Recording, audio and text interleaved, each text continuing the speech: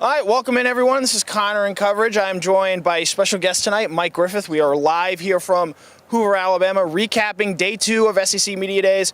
Georgia was on tap today. We heard from Ole Miss, Matt Corral. We talked a little bit to Tennessee Josh Heupel, Kentucky head coach Mark Stoops. But I'm here with Mike, special guest, so I figure, Mike, what was your biggest number one takeaway from today? Kirby's comfort, right? Kirby is an intense guy that's always got something to do. And he made that point today that he's too busy to worry about expectations.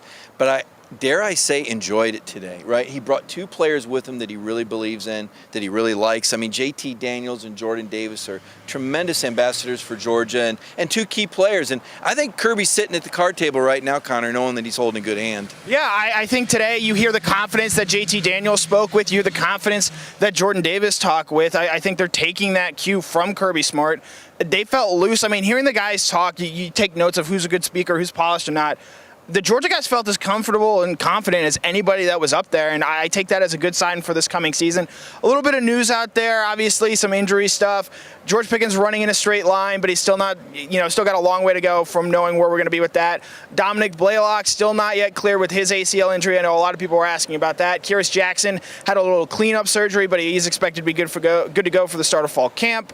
Nakobe Dean should be good to go as well with MJ Sherman. They both had labrum surgery back in January. And then Marcus Rosemy-Jacksaint had a sprained ankle during summer workouts. But the expectation for him, it sounds like, is that he could be good to go for the start of both fall practice and the potential season, which could be a big boost for the Georgia wide receiver room. So on the news front, what really caught your eye today, Mike? Yeah, the Kyrus Jackson surgery. I think Kyrus is a guy that we underrate. I really do. I know that he doesn't run the 4.23 like Arian Smith. He doesn't have the tremendous body control like George Pickens. He doesn't run the perfect route like Dominic Blaylock. He's not 6'5" and 240, but he's just a guy, Connor, that keeps getting it done. And every time Kyrus speaks, I'm so impressed. You can tell he's well respected by his teammates, and I think he's going to be a real security blanket. I know JT can lay it off to the backs, and I know the tight end, but I just feel like Kyrus Jackson's going to be that guy that JT Daniels can find in the dark, and I think he's a very important component to the team. And I know that Kirby said he'll be ready for fall, but these cleanups, they don't always go perfect. So just crossing your fingers that Kyrus comes back clean from the arthroscopic procedure, because I think he's a real leader and a guy they need in the huddle. Yeah, and I mentioned as well today, Kirby Smart says he expects Eric Gilbert to be cleared. I guess that's news. I don't know the official designation. He's still not officially cleared. But if Georgia was going to bring in a guy like Eric Gilbert with scholarship numbers being what they are, you would expect that he was going to be cleared. So I guess Kirby coming out and saying that, it's another positive sign today. I think the interesting thing on Gilbert, from my perspective, JT Daniels talking about it, the direct quote from him was, there are a lot of good players that like this game. Eric Gilbert is a good player that loves this game. And so if you're a Georgia fan, I think that's a positive sign for what you might potentially see out of him this year as well. Oh, there's no question, Connor, because this is a complicated offense. Just ask Jamie Newman if you can find him. I mean, this is going to take some time for Eric Gilbert to learn. He wasn't here for spring drills. And there's a lot of other receivers that were, and so much of what JT's going to do is going to be at the line of scrimmage. And we know JT's going to make the right read, but the trick here is that the receiver has to make the right read. I had a defensive coordinator, Connor, tell me this. There was a time when defenses used to try to fool the quarterback. You really can't do that to JT, so you try to fool the receivers. Yep. So this is why it's so important that Eric Gilbert and JT Daniels get that chemistry. I know that JT's been giving him a little extra attention in these individual workouts, but there's nothing like game reps, and I just don't know I know you're asking the questions, but I got to ask you. If I'm asking you what Eric Gilbert's stat line is for Clemson, what would you say is the over-under right now? I'm going to be super conservative here. I'll say like 3 catches for 48 yards. If he has a big game, I wouldn't be shocked, just given I think he's that good of a player. But to expect that early on from him in this offense, especially when Jermaine Burton, I think is going to be a stud. Darnell Washington is going to be a guy you're going to need to get the ball to. John Fitzpatrick as well. JT said it today. They have a lot of options on offense, and the problem is there's only one ball. So to expect Eric Gilbert to be a monster in that first game, I think is putting a lot on a guy who just got here in the summer. But I think Gilbert could be a guy if they see Clemson again at the end of the season, if they see Alabama in the SEC championship game, if they see Texas A&M there potentially, Brandon Adams' favorite team. I think that's where Gilbert really factors into it. I did say there was one quote that I really enjoyed from JT Daniels today.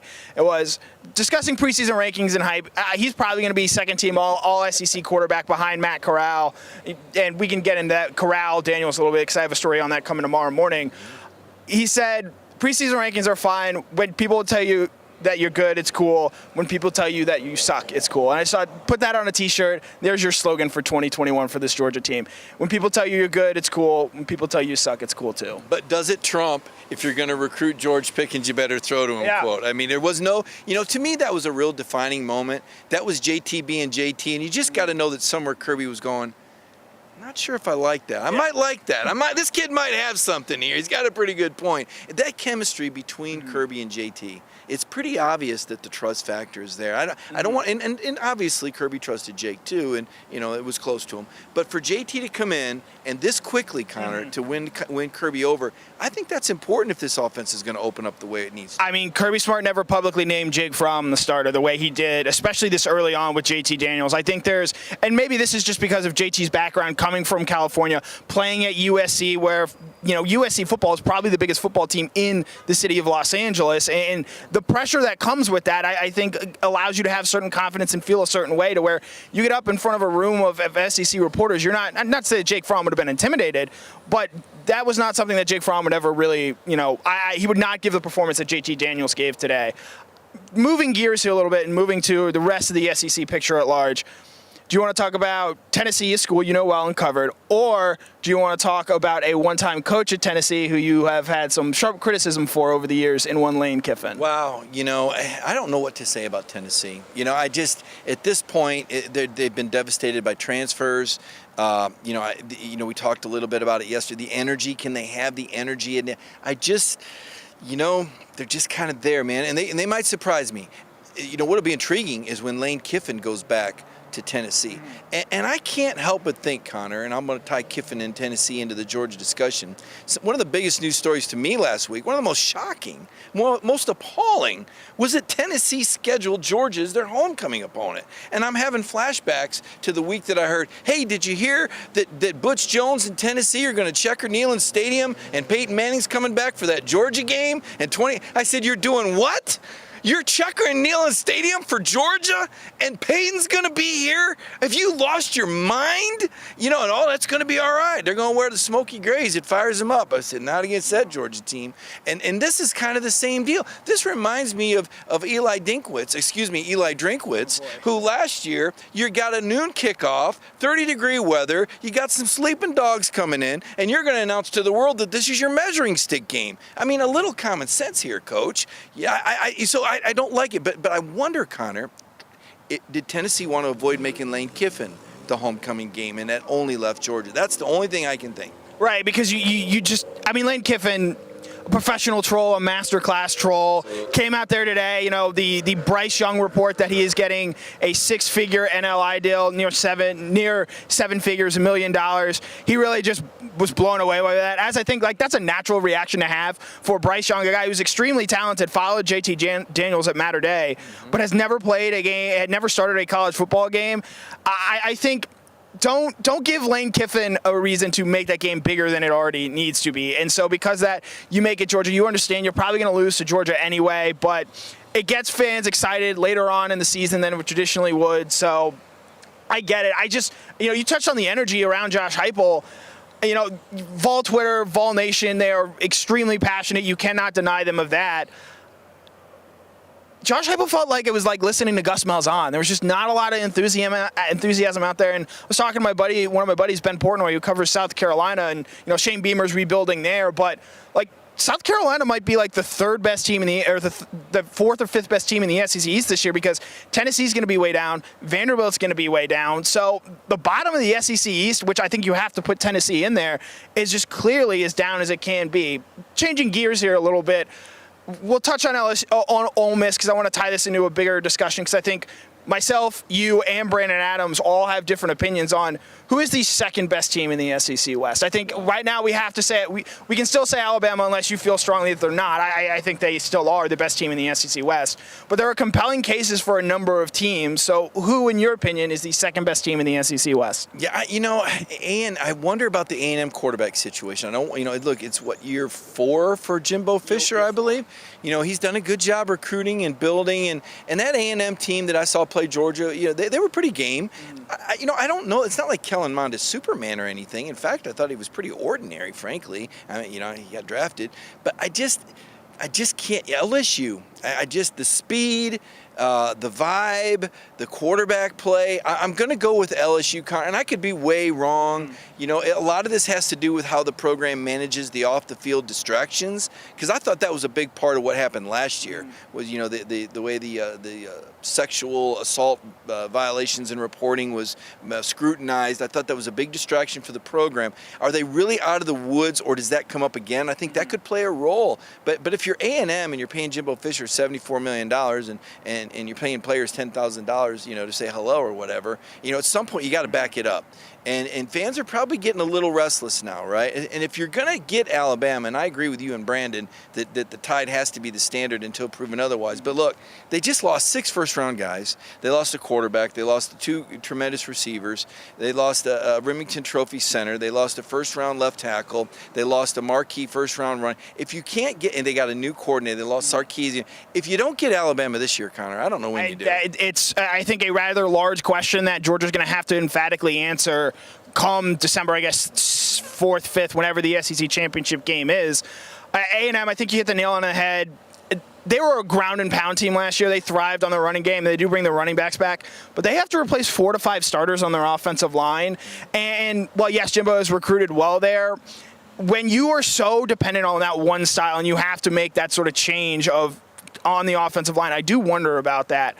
The team I'm really interested in is Ole Miss. I think they are the highest variance team in that I think the offense is going to be able to score and produce points. And the question with them is, can their defense go from awful, one of the worst in the country, to just average? Can they go from like the 124th defense to the 70th defense? Because Lane Kiffin, say what you want about him as a character, as a CEO, guy's a great offensive mind, and he's going to be able to put up points.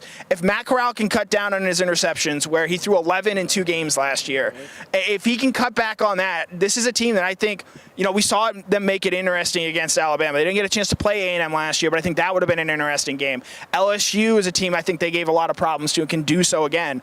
But then they could certainly lose all those games, and then they have to go play Liberty as well, a Hugh Freeze team that's going to be certainly motivated in that game. So I think whoever that second team in the SEC West, they're going to have earned it, because there's just so much variance, I think, between A&M, LSU, and Ole Miss right there. Yeah, you said it. You got the 6 interception game against Arkansas, and then you got, 5 or 6 touchdowns against Vandy. I'd like to see his numbers if you took out the highest and the lowest of Corral, but you're right. I mean, that's a program that can beat, you almost feel like you want to say they can beat anybody on a given Saturday, right? But they can lose to anybody. Exactly. So I wonder about the innards of that program. One of the things JT, and bringing it back to Georgia a little bit, JT, and they talked about that team DNA, and Kirby kind of digging deeper, talking about taking some time away from football to meet with these guys, make sure everyone's on the same page and that the proper norms are established. I mean, this was a tough year, and Kirby's talking about 3-level, 3-dimensional chess here with some of the meetings that Georgia's having and the character of the program, the things that I think help get you through in the end. Do we believe that Ole Miss is to there yet? Do we believe Tennessee? No. This is a Georgia program that's grown and matured, and to me, that's part of what makes them. Now, the talent is one thing, but that's part of what separates programs and makes one a championship contender. Ending it sort of here, I found it really interesting. JT Daniels got asked about this, but Kirby Smart did a masterful job sort of talking about things, filibustering his way out. I think 16-minute opening statement, and then doesn't really talk about the team and all that much specifics. He was asked a little bit about the transfer. I'm talking in the big room. But none of the national media members, Wahoos, radio hosts, wherever they come from, asked him championship or bust, now or never. He never got that question in the big room. And so I guess I'm not saying we're asking that now, because I think we all believe that Georgia's championship window is wide open so long as Kirby keeps doing the program management aspect that he continues to do. But this season, you touched on Alabama earlier. If not now, when? What kind of pressure, not is Kirby Smart under, but is this specific 2021 team under to sort of do the job this year? You know, I think there's a little bit from the standpoint of, Jordan Davis and Devontae Wyatt came back, Cook came back. Zamir White is back. JT is, you got a quarterback like JT Daniels for at least one more year. Justin Schaefer came back. Jamari Salyer came back. They came back to win a title. There's going to be a lot of attrition. I think we all agree. Georgia this year had 9 guys drafted. I'm of the mindset they're going to have more next year, Yep. Connor. I'd probably say 11 or 12. If they don't, something very, very bad has gone wrong. Right. So I see that there's a sense of urgency in terms of how the program's maturing, and also because we think maybe, I don't want to say Alabama's ever down, but it's an Alabama team that's in reload mode right now. It's also a Florida team that's heavily in reload. Not that I don't think they could beat Florida's best. They beat them 3 years in a row. But it's a Florida team in reload. I think the schedule, they finally got us. Last year's schedule was not good. The year before, 5 teams had a bye week before. They've had tough schedules. This year's schedule is very favorable, and all conditions look pretty. Everything looks pretty clean for takeoff. Now, by halftime, Connor, we might be going, "Oh my God, can you believe that guy?" But so right now, to me, it looks like a great opportunity. Which is not to say there won't be more, but when you take all those other factors into consideration, it kind of looks like clear skies. It's not so much that Georgia is punching so much above where it has been in years past. I don't know if this team is better than certainly 2017. A 2018 team was really, really good as well. But it's everyone else is sort of, at least to start the season, leveled down a little bit. Clemson has to replace Trevor Lawrence and Travis Etienne. Ohio State has to replace Justin Fields. Alabama, obviously, all the guys they have to replace as well there. So, again, I'm not saying Georgia needs to win a national championship this year, but it does a lot of good for this program if they get back to the playoff and sort of prove that 2017 wasn't a one-off. I don't think anyone here actually believes that, but they need to get back and get into that second playoff spot so that they can no longer say, oh, yeah, we're like Washington, Oregon, Florida State, Michigan State, for example, and we're much closer to the Oklahomas, Clemson's, Alabama, and Ohio States of the world. You're bringing up 2018. I'm going to flash back on you. I'm going to remind everybody that the Oklahoma AD, the Georgia Tech AD, and the Florida AD are no longer on the college football playoffs like you really did. That 2018 team did belong in the playoffs. I'll always believe that. This year's team, I think, should get there, Connor. I'm not of the mindset, though. I'm not drinking the Kool-Aid that Georgia can lose the SEC championship and get in if they beat Clemson. I don't think we're going to see that again with the 14 playoff. I think Alabama pulled it off, but I think politically, and I think that's part of the reason why Georgia got left out in 2018. I'm still a little surprised Notre Dame got in after a 34-10 loss. I would have liked to have seen A&M get that slot, but the College Football Playoff Committee, as Kirby said, they kind of change the metrics every year. This year's team, regardless of Clemson, and don't get me wrong, I know Georgia fans want this. I know it's a classic game. Everybody wants the oil painting moment, but they've got to win the SEC. You can afford to lose to Clemson. I'm not saying you want to or it's a good thing, but I'm saying you could lose to Clemson and still win a national championship. Yep, and that Clemson game, September 4th, College Game Day is going to be there. That gets announced today.